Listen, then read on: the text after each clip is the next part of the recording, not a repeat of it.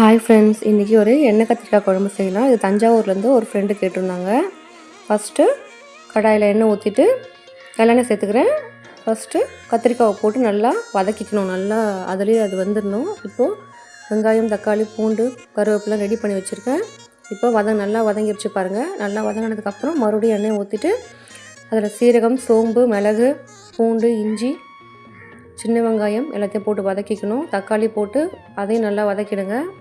கடைசியாக தேங்காய் போடுறேன். அதை நல்லா ஸ்மாஷ் பண்ணிவிட்டு இப்போது தனி மிளகாத்தூளும், தனியாத்தூள், மஞ்சத்தூள் சேர்த்து நல்லா அதையும் வதக்கிடலாம். இப்போது நல்லா மிக்சியில் போட்டு நல்லா பேஸ்ட்டாக அரைச்சி எடுத்துக்கிட்டு மறுபடியும் எண்ணெய் ஊற்றி கடுகு, வெந்தயம், காஞ்ச மிளகாய், கருவேப்பிலை போட்டு தாளிச்சிட்டு கொஞ்சம் பெரிய வெங்காயம் போட்டு தாளிச்சிட்டு இப்போ அரைச்சதெல்லாம் எடுத்து அதில் ஊற்றிடலாம். இப்போ புளி தண்ணி ஊற்றுறேன்.